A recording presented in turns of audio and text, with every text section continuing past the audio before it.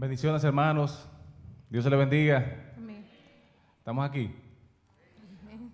Damos gracias a Dios por la oportunidad que nos da de este nuevo amanecer y la misericordia que ha tenido con nosotros en este día. Nos ha dado un día radiante y hermoso. Queremos leer en la palabra, en Salmo 107. Salmo 107, si se pueden poner de pie.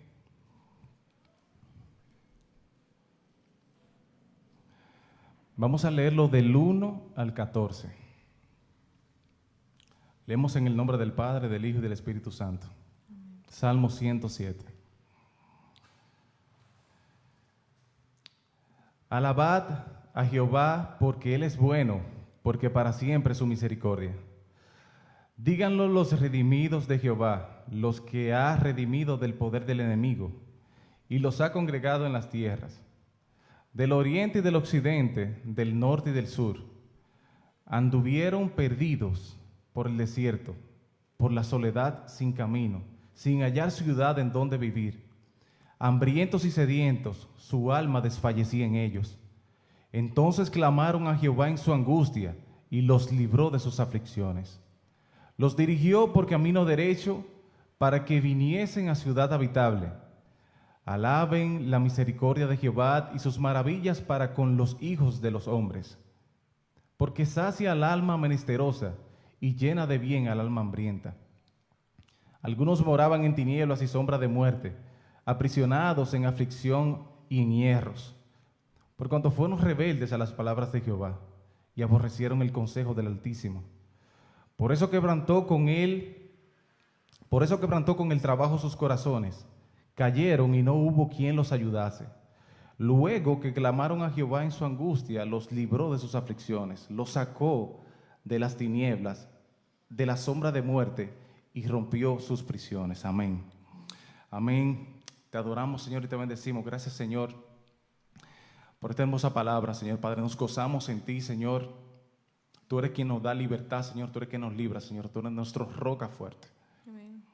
A ti, Señor, clamamos, Señor, y te pedimos, Señor, que tú nos ayudes, Padre Santo, a hacer tu voluntad cada día. En el nombre de Jesús te adoramos. Queremos cantarte, Señor. Amén. Queremos cantarte, Señor. Gócense los pueblos.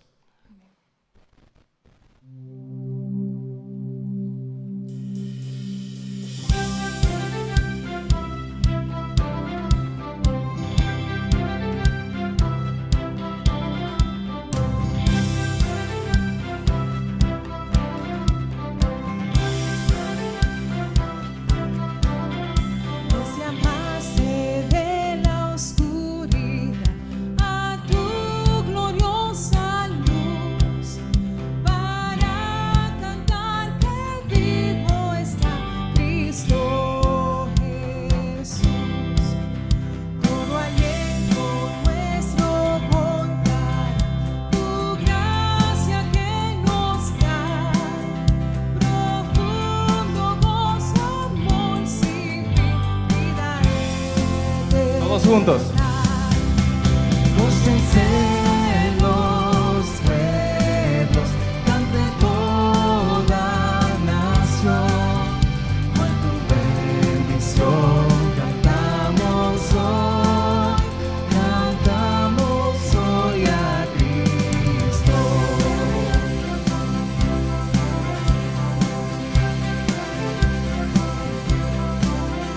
Tuya es la tierra y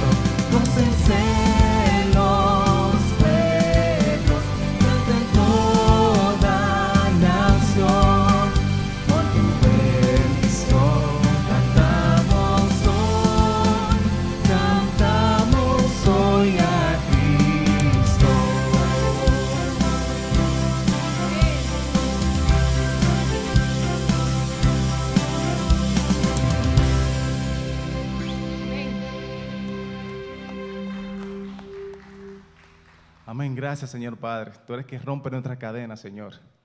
Tú eres que lo libra, Señor Padre, de la muerte. Amén. Amén. Te bendecimos, Señor. Así queremos cantarte. Hay libertad en ti. Amén. Amén.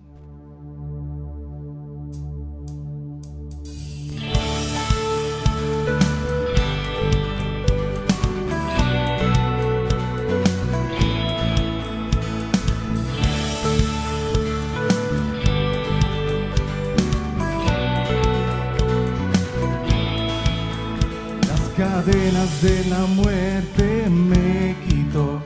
Para mí ya no hay condenación, hay libertad, libertad.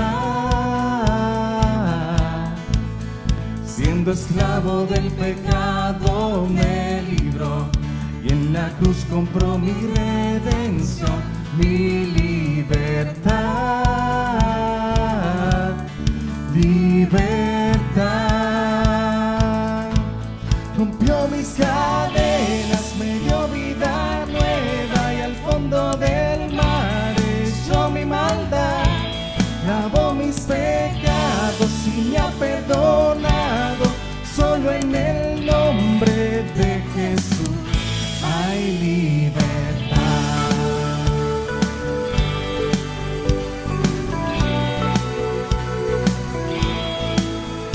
Yo proclamo que en la cruz por mí murió y cambió mi duro corazón por libertad, libertad. El poder de su evangelio me sanó y no me avergüenzo del Señor, mi libertad, libertad. Rompió mis cadenas, me dio vida nueva y al fondo del mar echó mi maldad. Lavó mis pecados y me ha perdonado. Solo en el nombre de Jesús hay libertad. Al que el Hijo hace libre, es libre en verdad. ustedes son. Al que el Hijo Hace libre, es libre, en verdad. Una vez más. Y al que el Hijo hace libre, es libre en verdad. así es. Al que el Hijo Hace libre, es libre en verdad. Rompió mis cadenas, me dio vida nueva y al fondo del mar echó mi maldad. Lavó mis pecados y me ha perdonado. Solo en el nombre de Jesús rompió mis cadenas, me dio vida nueva y al fondo del mar echó mi maldad. Lavó mis pecados y me ha perdonado. Solo en el nombre de Jesús hay libertad.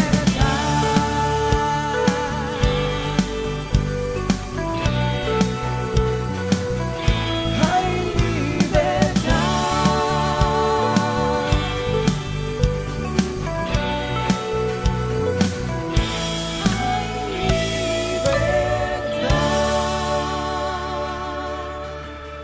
amén.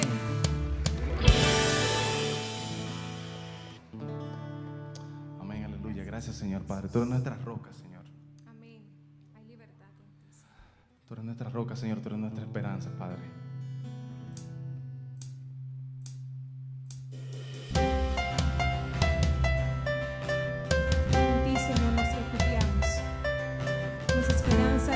eres tú, Señor. Y hoy cantamos que tú eres nuestra roca eterna. Amén. Y en Él somos fuertes.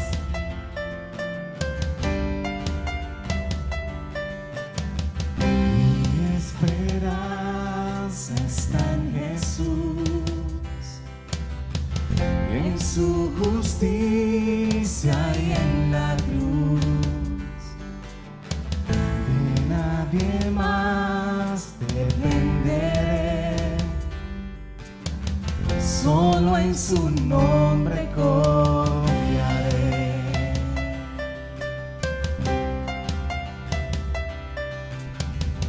Mi esperanza está en Jesús,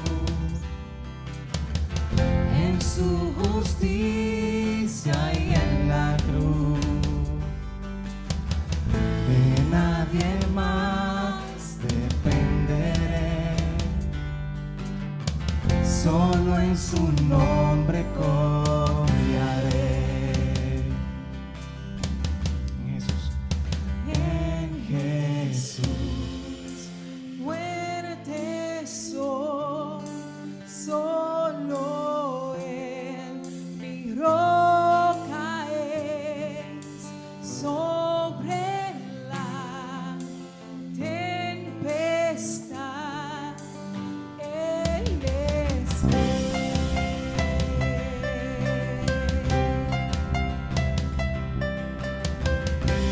cuando no puedo ver su faz, sé que su gracia es siempre igual. A la tormenta venceré, mi ancla firme está en Él. Mi ancla firme está en Él. En Jesús, fuerte soy, solo Él mi roca es, sobre la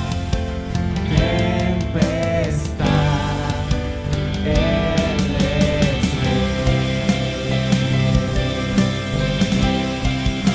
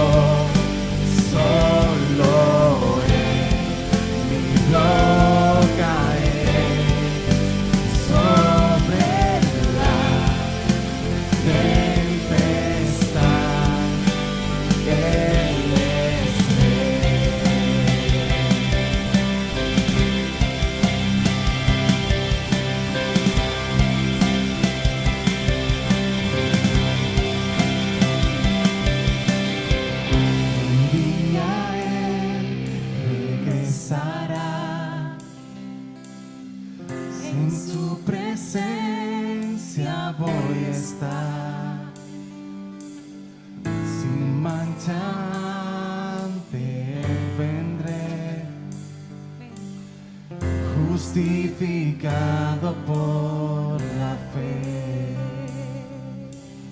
Cántale conmigo.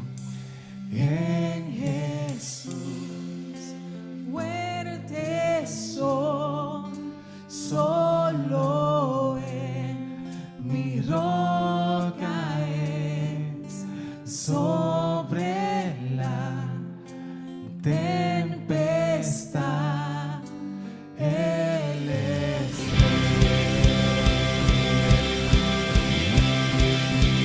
En Jesús, fuerte soy, solo Él mi roca es, sobre la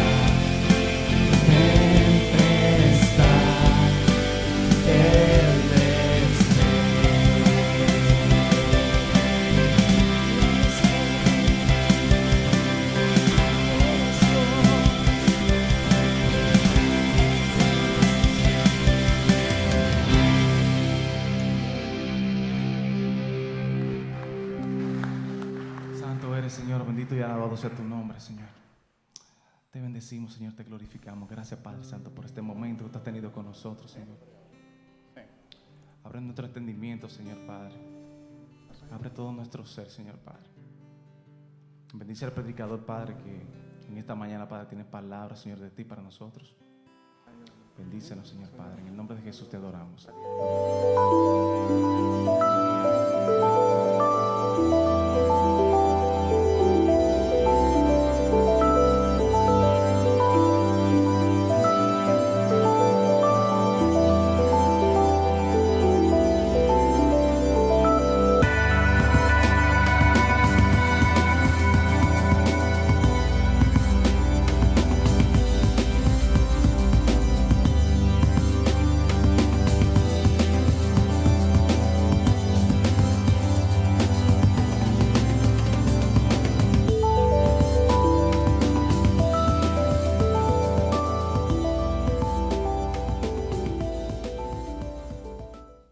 Hace un tiempo planificamos un viaje familiar a la playa. Todo estaba listo. Mi cuñado puso el GPS y con mucho gozo nos dirigimos hacia la playa. En un determinado momento caímos en una parte de la carretera que estaba empedrada, que estaba mala. Pero lo que hicimos fue que miramos al GPS y el GPS nos decía que íbamos por buen camino. Al avanzar, la carretera se fue poniendo peor. ¿Qué hicimos? Nos detuvimos y preguntamos y la gente nos decía, la playa está al final del camino. Una y otra vez estábamos viendo el GPS y una y otra vez nos detuvimos a preguntar, pero siempre era la misma respuesta. Sigan avanzando, la playa está al final del camino. Para traer más duda a nuestra travesía, justamente delante había una montaña que impedía ver la playa que supuestamente estaba detrás de la montaña. Lentamente la angustia iba en aumento. Y de otro vehículo que nos acompañaba también. Alguien llegó a decir, si a nosotros nos mataran aquí, tardarían meses por la soledad del lugar en descubrir los cuerpos. ¿Qué nosotros hacíamos? Veíamos el GPS. Y surgía la pregunta, pero cuidado si el GPS se equivocó. Evidentemente nosotros seguimos y gracias a Dios llegamos a la playa, estaba detrás de la montaña y tuvimos un gran tiempo. Ahora, muchas veces a nosotros nos pasa eso cuando estamos en medio de la prueba. Nos falta la sabiduría y nos hacemos la pregunta una y otra vez. Pero cuidado si Dios se ha equivocado. Cuidado si yo me he equivocado y este no es el camino. Cuando no vemos el propósito claramente de Dios en nuestras vidas y surge la duda ante la prueba repentina que ha venido a nuestras vidas.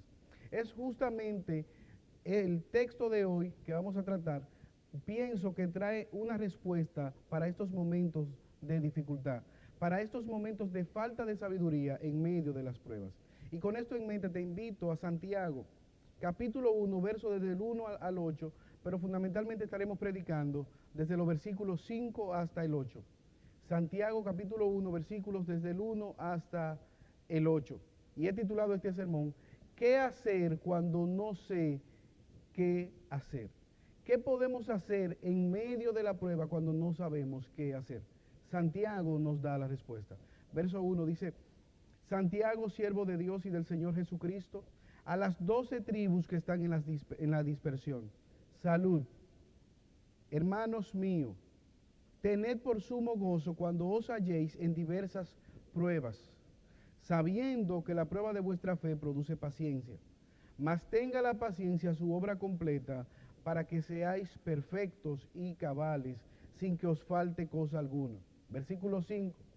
Y si alguno de vosotros tiene falta de sabiduría, pídala a Dios, el cual da a todos abundantemente y sin reproche, y le será dada.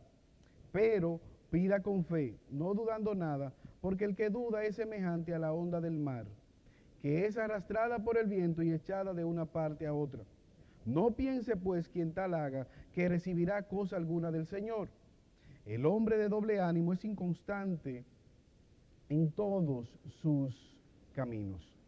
Acompáñame delante del Señor en oración para presentar este pasaje y este sermón y que sea de edificación para nuestras vidas.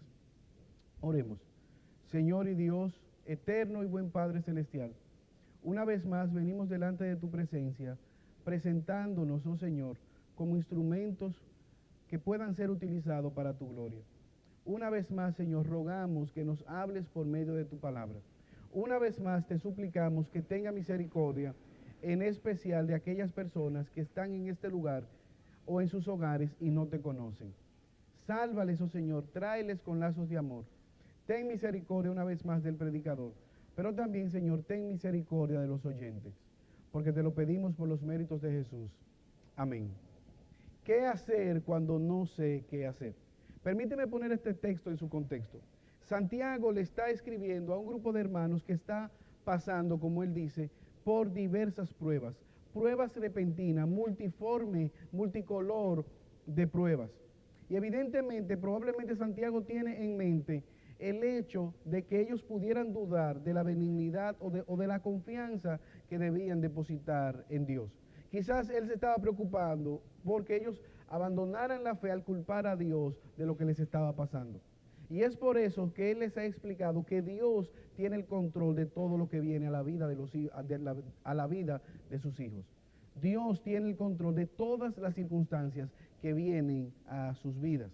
Ahora, hay situaciones y pruebas que evidentemente nosotros que no tenemos la respuesta, no vemos claramente cómo Dios está siendo glorificado. Y he dividido este sermón en 4 puntos principales. Y el primero es un problema mayor. Hay un problema mayor quizás que la misma prueba, y es la falta de sabiduría en medio de la prueba. Y digo que es un problema mayor, puesto que cuando nosotros entendemos y aceptamos la soberanía de Dios, el plan de Dios, el propósito de Dios en la prueba, realmente vemos la prueba desde otro punto de vista. Ahora, se hace real que el enemigo puede ganar ventaja si al pasar por la prueba nosotros no tenemos la sabiduría requerida de Dios para nosotros afrontar la prueba. El flujo de pensamiento es este. Ustedes deben de tener gozo en medio de la prueba. Ustedes deben de confiar en la mano de Dios. Pero hay una realidad, que es que en nuestra humanidad muchas veces necesitamos de la sabiduría. ¿Qué hacer cuando yo no sé lo que debo hacer? ¿Qué hacer cuando yo no entiendo lo que está pasando? Versículo 5, acompáñame por favor. Y si alguno de vosotros tiene falta de sabiduría, pídala a Dios. Ahora, estamos hablando, hermanos, de creyente. El creyente en medio de la prueba. ¿Quiénes son estos algunos de vosotros? Claramente, Santiago está escribiendo a creyentes. Y esto es importante que nosotros hagamos el énfasis, porque la sabiduría que proviene de Dios viene al nosotros entender el plan de Dios en nuestras vidas. Pero primariamente la pregunta es, ¿eres tú creyente? ¿Estás tú sufriendo por la causa de Cristo? ¿Estás tú sufriendo por la voluntad de Dios? ¿Por los propósitos de Dios? ¿O es este sufrimiento fruto de tu desobediencia o de tu pecado? Santiago está escribiendo a creyente. Es la misma idea transmitida por el apóstol Pablo en Romanos capítulo 8, versículo 28. Y sabemos que a los que aman a Dios, todas las cosas les ayudan a bien. Es a los que aman a Dios. La pregunta es, ¿amas tú a Dios? Y al hablar de amar a Dios o de ser creyente, no me estoy refiriendo no, yo estoy bautizado, no, yo pertenezco a una iglesia, no, yo voy los domingos a la iglesia. No estamos hablando de un conductismo religioso, de una religión, estamos hablando de una relación con Jesucristo por medio del Evangelio. Una relación personal con Dios en la cual tú te sometes a la voluntad de Dios y Dios, por medio de su palabra y de su Espíritu Santo, dirige tu accionar, dirige tu vida. Y es interesante nosotros preguntarnos, ¿vives para la gloria de Dios? ¿Estás tú sirviendo a Dios con tus dones? Si la respuesta es no, lo primero que debes hacer es venir en fe y arrepentimiento delante de Dios, reconociendo que eres un pecador. Pero estos son creyentes que le está faltando sabiduría en medio de la prueba. Santiago nos dice, si te falta la sabiduría, entonces hay un condicional. Necesitamos muchas veces la sabiduría en esos momentos de oscuridad, en esos momentos de que la Biblia nos habla de pasar por el valle de sombra de muerte, como dice el Salmo 23. Es ese buen pastor que va guiando a sus ovejas, él va adelante, pero a veces en el camino, en la boscosidad hay oscuridad y quizás las ovejas tenían cierto temor. ¿Qué debían ellas hacer? Confiar en que el buen pastor les estaba dirigiendo. Momentos en que no se veía el sol, entonces ahí entraba el temor. De igual manera, tú y yo pasamos por este tipo de problemas, pasamos por este tipo de momentos en nuestras vidas, en los cuales al servir a Dios viene la prueba repentina, vienen los ataques familiares, vienen las dificultades. De hecho, es ahí donde más necesitamos acudir a Dios por sabiduría. La Biblia registra en el primer libro de Reyes, capítulo 3, versículos 5 al 13, una oración que es muy famosa. Versículo 7. Ahora pues, Jehová Dios mío, tú me has puesto a mí tu siervo por rey en lugar de David mi padre, y yo soy joven y no sé cómo entrar ni salir. Y tu siervo está en medio de un pueblo al cual tú escogiste, un pueblo grande que no se puede contar ni numerar por su multitud. Da pues a tu siervo corazón entendido para juzgar a tu pueblo y para discernir entre lo bueno y lo malo, porque ¿quién podrá gobernar este pueblo tan grande? Esta es la oración de Salomón. Ahora, Salomón tenía algunas dificultades. Él estaba en un pueblo grande. Su padre, un gran rey, David, acababa de morir. Y él era joven, inexperto, y que clama a Dios por sabiduría ante este nuevo reto. De hecho, era un pueblo rebelde, desobediente a Dios, y evidentemente había peligros externos, peligros internos, y él estaba atemorizado. Salomón está diciendo, yo soy el rey, pero yo no estoy viendo las cosas claras, por eso necesito, Dios, que me des sabiduría. Y al hablar de sabiduría, ¿de qué estamos hablando? Es ese conocimiento que viene de ver o entender la voluntad de Dios en medio de la dificultad. Pero aunque no lo entendamos, es el confiar en el carácter perfecto de nuestro Dios. Es saber que Dios es bueno aunque las circunstancias sean difíciles. Sabiduría es ser guiados por los preceptos de Dios. Es ese temor reverente delante de Dios, que es el principio de toda sabiduría. Ahora, esa sabiduría está caracterizada o está fundamentada no en las emociones. ¿Por qué? Porque las emociones son variantes. No en las circunstancias, porque las circunstancias también cambian. Esta sabiduría está arraigada en Dios, en su voluntad, en sus promesas, en su palabra que es verdadera e inmutable.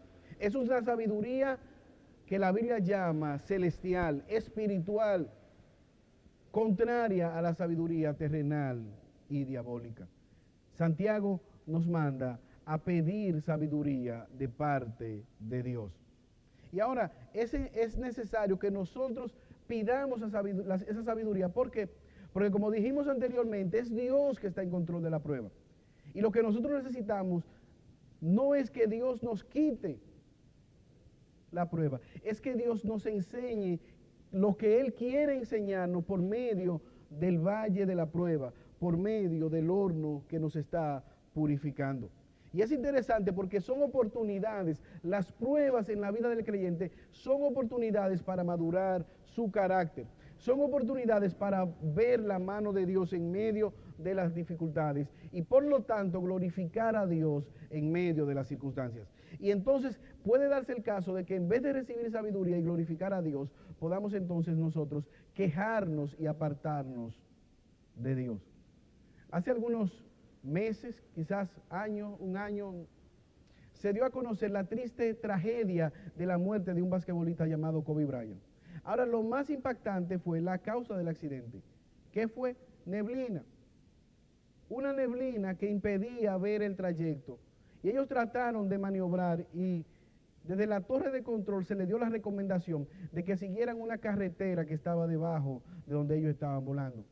Pero lamentablemente no fue posible y se estrellaron contra una montaña que no vieron. Ahora, eso puede pasar en nuestras vidas.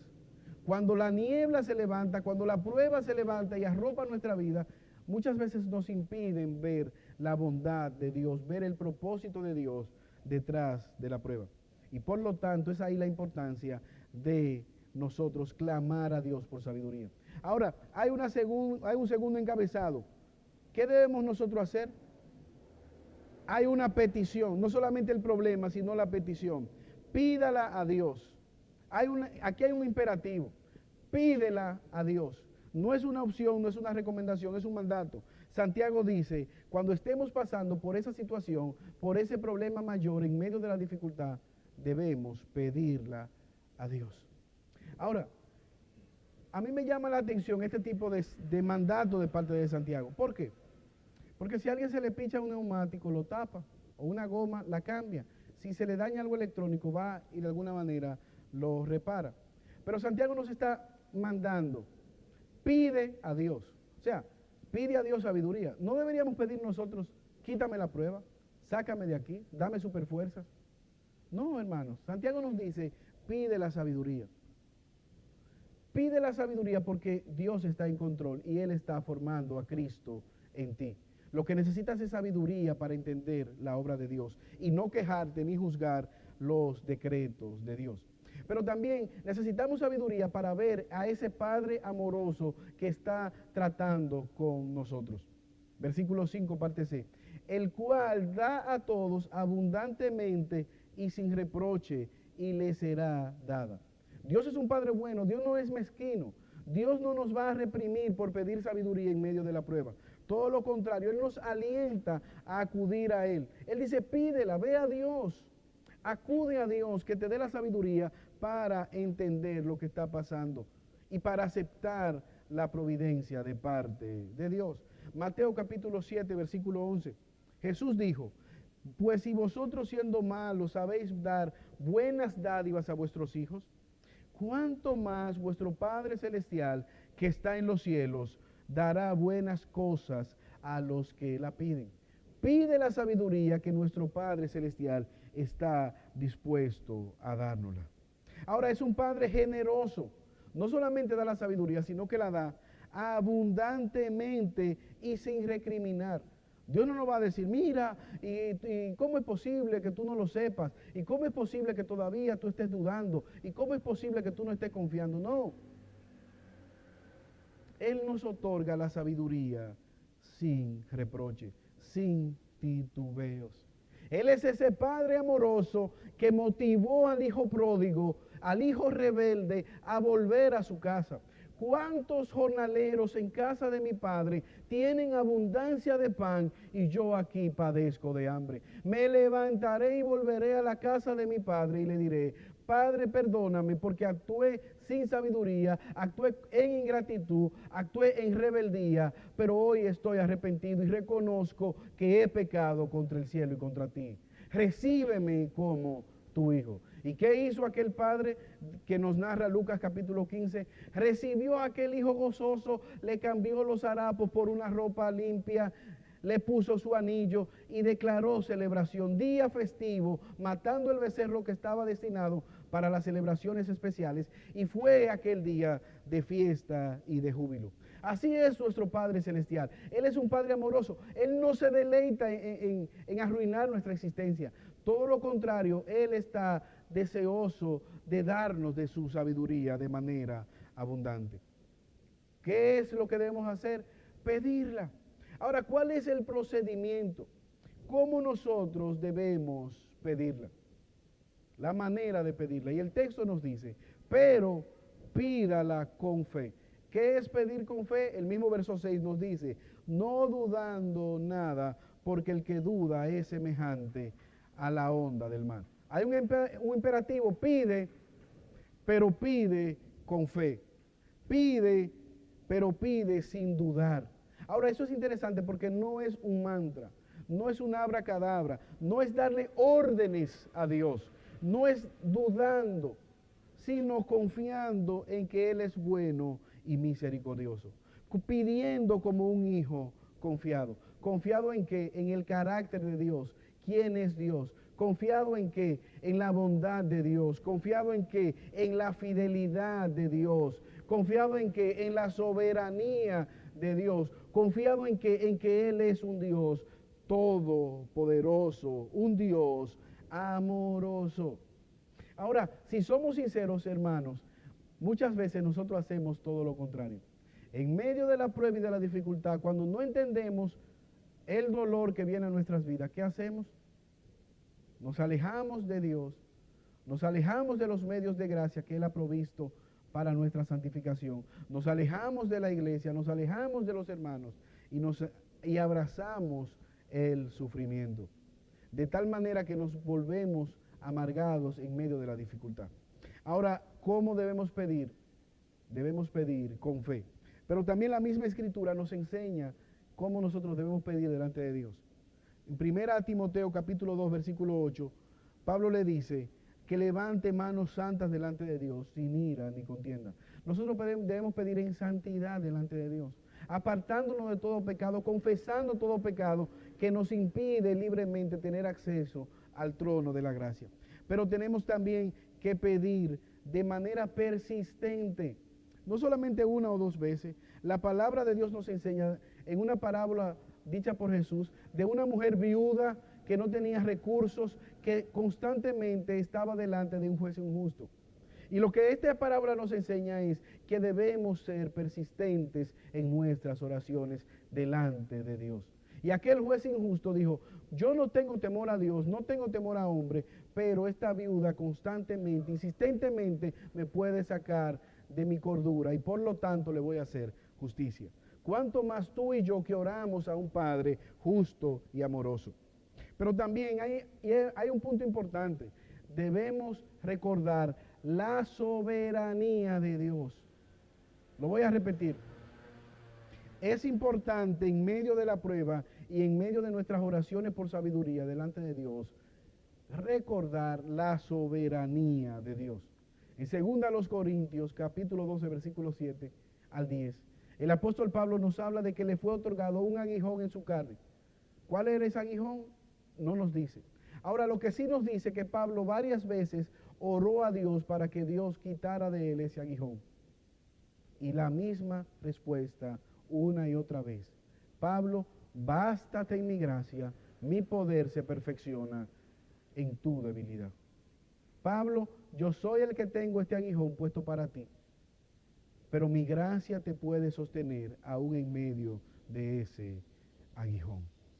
Pablo fue confiado al Señor y recibió la misma respuesta. ¿Qué hizo el apóstol Pablo? Él siguió confiando en la gracia del Señor. Ahora, finalmente, hay un gran peligro que nosotros tenemos en medio de la prueba y en medio de la falta de sabiduría. ¿Cuál era este peligro que tenían los hermanos también en versículo 6? La incredulidad. Dice, pida, no dudando nada, porque el que duda es semejante a la onda del mar, que es arrastrada por el viento y echado de una parte a otra. No piense pues quien tal haga que recibirá cosa alguna del Señor. El hombre de doble ánimo es inconstante en todos sus caminos. Ahora, Santiago está diciendo, ¿por qué no reciben? Y él dice, por la incredulidad. Ese es un enemigo que se levanta en contra nuestra. ¿Por qué? Porque la incredulidad no nos ayuda a ver la mano de Dios, sino que todo al contrario nos pone a dudar de la provisión de Dios. Es como una ola. ¿Qué hace una ola? Está alta, alta, alta, pero luego viene baja, baja, baja. De hecho, yo recuerdo un profesor en la universidad con el cual hice mucha empatía y con frecuencia lo visitaba a su oficina. Y un día fui a visitarlo y él me dijo que estaba enamorado. Y yo me sentí muy regocijado con él. De hecho, él me dijo, yo quisiera que usted leyera esta carta de amor que le voy a dedicar a la persona que por la cual estoy sintiendo este amor. Y yo leí la carta, pero me quedé un poco sorprendido. Y le pregunté, ¿esto es una carta de amor? Y me dijo, sí, sí, claro. Y hice la pregunta porque la manera como él redactó la carta de amor no era la más convencional de todas.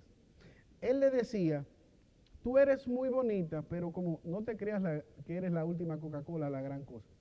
Yo quisiera tener una relación contigo, pero me da lo mismo que no tenerla. Me gustaría que me dijeras que sí, pero no me sentiría mal tampoco si me dijeras que no. Es decir, que de una manera uno se preguntaba si realmente él estaba interesado en la relación con aquella joven. Asimismo, muchas veces son nuestras oraciones. Estamos orando y dudando, orando y dudando.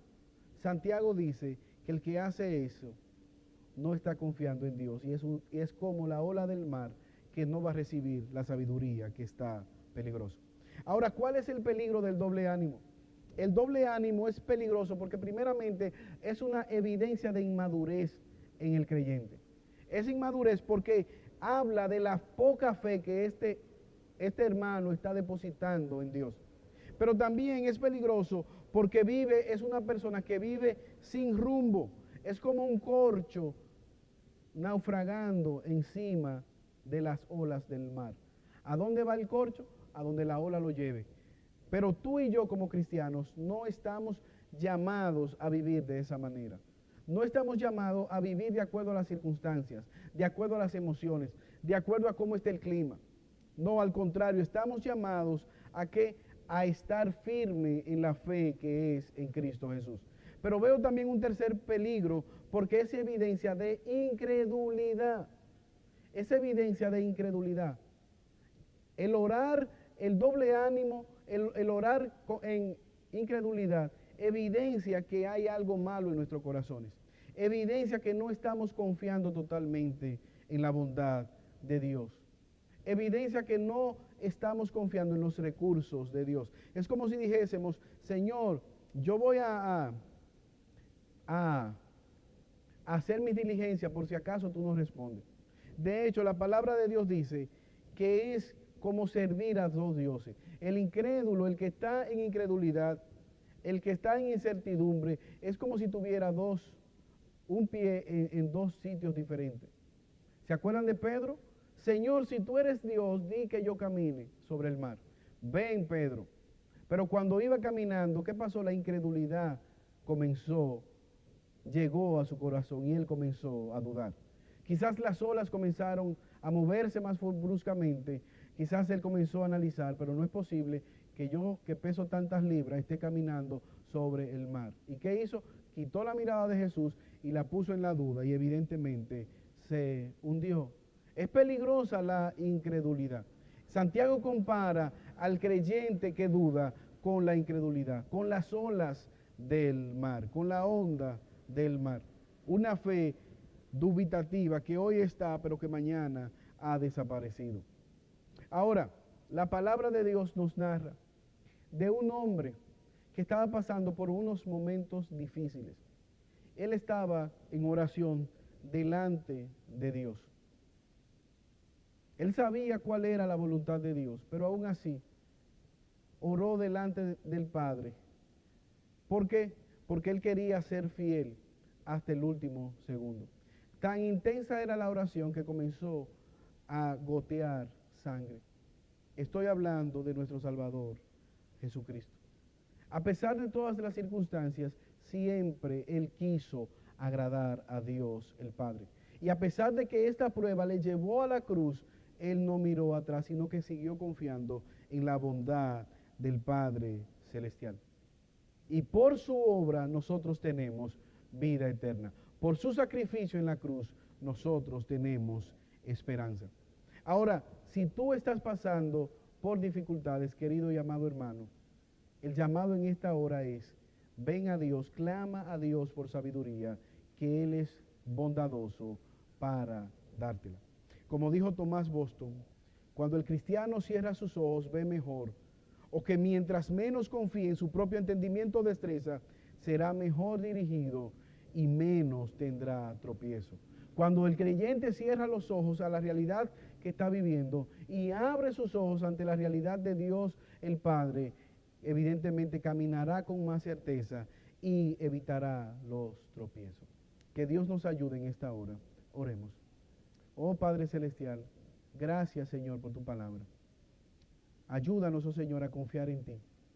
Ayúdanos cada día, Señor, a que podamos crecer en medio de la prueba. Quizás no entendemos lo que nos está pasando, pero podemos mirar con los ojos espirituales y ver más allá de la prueba. Una vez más, Señor, te pido que fortalezcas a tu pueblo en medio del sufrimiento, en medio de las dificultades. Trae consuelo, aumenta, Señor, nuestra fe, porque te lo pedimos por los méritos de Jesús. Amén.